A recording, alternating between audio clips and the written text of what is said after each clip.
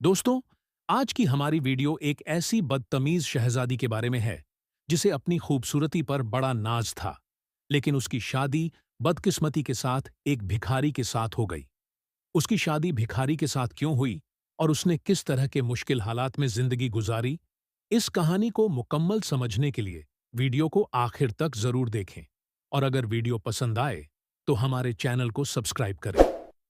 दोस्तों, बहुत अरसे की बात है कि किसी मुल्क पर एक बादशाह हुकूमत करता था। उसकी एक खूबसूरत और इकलौती बेटी थी। वह भी अपनी खूबसूरती और हुस्न की वजह से बड़ी मगरूर थी। जब भी कहीं उसके लिए शादी का पैगाम आता तो वह उसे ठुकरा देती और उसका खूब मजाक उड़ाया करती थी। एक दिन बादशाह सलामत ने एक बहुत बड़ी दावत का एहतमाम किया और उसमें शहजादी से शादी करने वाले तमाम उम्मीदवारों को लाया। सब लोग अपने मर्तबे के लिहाज से कुर्सियों पर बैठ गए। तब शहजादी इस दावत में अपनी कनीज के साथ बड़े मगरूर अंदाज में आई। वह जिस उम्मीदवार के पास से गुजरती उसको बड़ी हिकारत से देखती थी। जब वह एक शहजादे के पास पहुंची जो बहुत मोटा था, तो उसने अपनी कनीज से हंसते हुए कहा, यह तो गोल टब है। दूसरे उम्मीदवार को देखकर उसने कहा, यह खंभे की तरह लगता है। एक शहजादे का कद बड़ा छोटा था, तो उसने कहा, जरा छोटू मोटू को तो देखो। एक नवाब बहुत गोरा था। शहजादी ने उसको सफेद चूहा कहा। एक शहजादे का रंग बड़ा सुर्ख था, तो उसने उसे मुर्ग की कलगी कहकर पुकारा। दोस्तों, इसी तरह वह हर उम्मीदवार की बेइज्जती करती रही। एक शहजादा जिसने दाढ़ी रखी हुई थी, शहजादी ने उसका खूब मजाक उड़ाया और हंस हंस कर लोटपोट हो गई। दोस्तों, जब बादशाह ने देखा कि उसकी बेटी ने मेहमानों की बहुत बेइज्जती की है, तो उसे बड़ा गुस्सा आया। उसने बड़े दरबार में यह ऐलान करवा दिया कि शहजादी पसंद करे या न करे, मगर अब मैं उसकी शादी किसी फकीर से कर दूंगा। इस ऐलान के बाद तमाम लोग वहां से चले गए। थोड़ी ही देर के बाद एक आवारागर्द गवैया वहां आया जो गली कूचों में घूम घूम कर गाने गाता था। उसने शाही महल के नीचे खिड़की के करीब खड़े होकर गाना गाना शुरू कर दिया। तो बादशाह ने उसकी आवाज सुनी तो अपने एक खादिम को हुक्म दिया कि इस फकीर को अंदर लेकर आओ। दोस्तों, खादिम फटे पुराने कपड़े वाले फकीर को ले आया और उस फकीर गवैया ने बादशाह और शहजादी के सामने बहुत अच्छा गाना गाया और बादशाह से इनाम मांगा। तो बादशाह कहने लगा कि तुमने बहुत अच्छा गाना सुनाया है, मैं तुम्हें बहुत अच्छा इनाम दूंगा। मैं अपनी बेटी की शादी तुमसे करा दूंगा। जब शहजादी ने यह बात सुनी, वह तो बदहवास हो गई।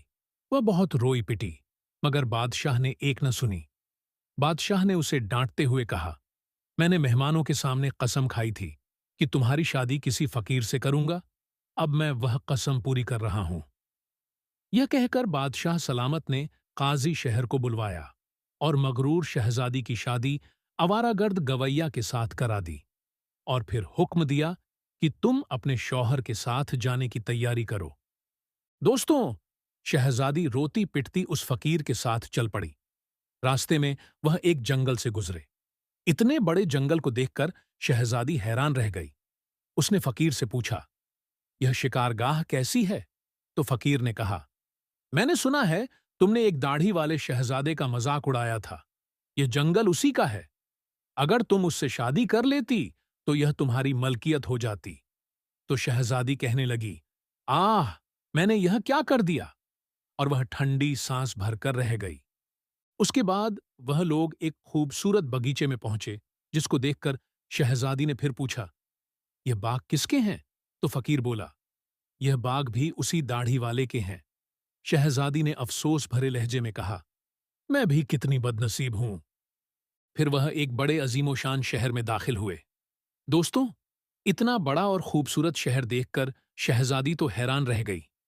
शहजादी पूछने लगी, इस शहर का मालिक कौन है? तो फकीर उसे बताने लगा कि यह शहर भी दाढ़ी वाले शहजादे का है। अगर तुम उससे शादी कर लेती तो यह सब कुछ तुम्हारा होता। शहजादी कहती है, मैंने बहुत बड़ी गलती कर दी, काश मैं उससे शादी कर लेती। दोस्तों, फकीर ने शहजादी से नाराज होते हुए कहा, मुझे इससे कोई मतलब नहीं, मगर तुम मेरे होते हुए दूसरे मर्द की बातें क्यों कर रही हो? क्या मुझ में कोई कमी है? इस तरह की बातें करते हुए वह एक छोटी सी झोंपड़ी के करीब पहुंचे। कैसी बदनुमा और छोटी सी झोंपड़ी है, यह किसकी है? तो फकीर आगे से बोला कि यह मेरा घर है और यह वही जगह है जहां हमें जिंदगी गुजारनी है। तुम्हारे नौकर कहाँ हैं? फकीर कहने लगा, हमें नौकरों से भला क्या काम? तुम हर काम कर सकती हो। अब आग जलाओ और मेरे लिए खाना बनाओ। मैं बड़ा थक गया हूं।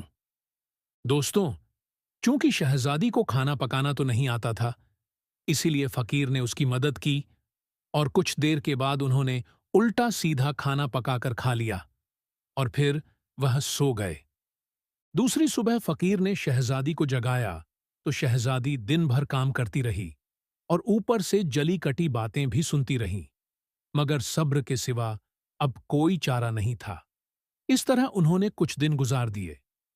फिर एक ऐसा वक्त भी आया कि उनके पास खाने के लिए कुछ नहीं रहा। एक दिन फकीर ने कहा, मैंने जो कुछ भी कमाया था, अब वह खर्च हो गया है। अब तुम्हारे कमाने की बार है। मैं तुम्हें बेंत लाकर देता हूं, तुम उससे टोकरियां बुन लेना। यह कहकर वह जंगल में चला गया और बेंत काटकर शहजादी को दे दिए। दोस्तों, शहजादी ने टोकरियां बुनना शुरू कर दिया।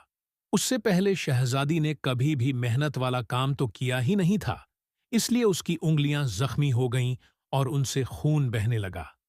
यह देखकर उसके शौहर ने कहा, मेरा ख्याल है कि यह काम तुम नहीं कर सकती। मैं तुम्हें कुछ सूत लाकर देता हूं, तुम उससे कपड़ा बुन लेना। मगर दोस्तों, शहजादी वह भी नहीं कर सकी। तो फकीर ने कहा कि तुम मेरे लिए बिल्कुल बेकार हो, तुम कोई काम नहीं कर सकती। तुमसे शादी करके मैंने अपना बड़ा नुकसान किया है। बहरहाल, मैं कोशिश करता हूं कि तुम्हारे लिए मिट्टी के बर्तन ला दूं। तुम बाजार जाकर उनको बेच दिया करना। दोस्तों, मगरूर शहजादी ने अकड़कर कहा कि जब मैं बाजार में खड़ी होऊंगी तो मेरे मुल्क के लोग मुझे इस हाल में देखकर खूब हंसेंगे।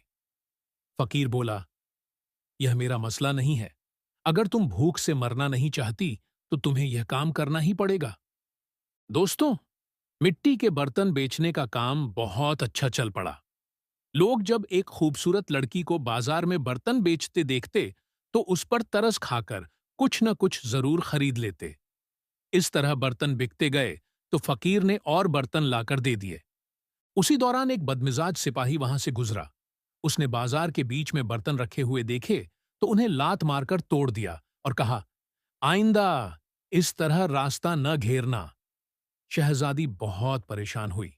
उसने सारा वाकया घर आकर अपने फकीर शौहर को सुना दिया। तो शौहर कहने लगा, तुम इंतहा बेवकूफ औरत हो। तुमसे किसने कहा था कि बीच बाजार में बर्तन लेकर बैठ जाओ?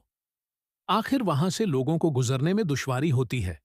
मेरा ख्याल है कि यह काम भी तुम्हारे बस का नहीं है। आज मैं शाही महल में जाऊंगा, हो सकता है वहां तुम्हारे लिए कोई काम निकल आए। ये कहकर फकीर शाही महल रवाना हो जाता है। दोस्तों, शाम को फकीर ने वापस आकर कहा कि शाही महल में तुम्हारे लिए बावर्ची की जगह मिल गई है। अब कम से कम हमें खाने को खूब मिल जाया करेगा। दोस्तों, इस तरह एक मगरूर शहजादी एक बावर्ची बन गई और वह हर रोज सुबह से शाम तक बावर्ची खाने के सारे काम करती और शाम को लोगों के खाने से बचा हुआ खाना लेकर घर आ जाया करती थी। इस तरह दोनों बीवी मियां का गुजारा हो जाता था। महल में आए हुए उसे कुछ ही दिन गुजरे थे कि उस शहजादी ने सुना कि महल में कोई शादी की तकरीब होने वाली है। मगर उस दिन जब मेहमान आना शुरू हुए तो बावर्ची खाने की खिड़की से वह मेहमानों को देख रही थी। मेहमानों का शानदार इस्तकबाल हो रहा था। हर तरफ बड़ी शानो शौकत और धुआंधाम नजर आ रही थी।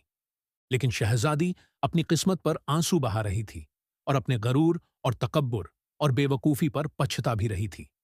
उसी दौरान कुछ खादिमाएं उसके पास आईं और उन्होंने उसे बहुत सारे मजीद खाने दिए, जो उसने टोकरी में रख लिए और घर की तरफ चल पड़ी।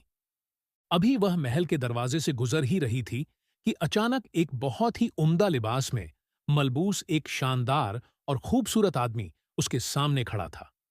शहजादी ने निगाह उठाकर देखा तो यह वही दाढ़ी वाला शहजादा था जिसका उसने खूब मजाक उड़ाया था। वह खौफ और शर्म से कांपने लगी। शहजादे ने उसकी यह हालत देखी शहजादा उसे लेकर एक बहुत बड़े हॉल में पहुंचा। इतने सारे लोगों को देखकर शहजादी का अपने ऊपर काबू न रहा और घबराहट में टोकरी उसके हाथ से गिर गई और उसमें से खाना निकलकर चारों तरफ जमीन पर बिखर गया। तमाम दरबारी हंसने लगे। शहजादी का यह हाल था कि किसी तरह जमीन फट जाती और वह उसमें समा जाती। उसने झटके से अपना हाथ छुड़ाया।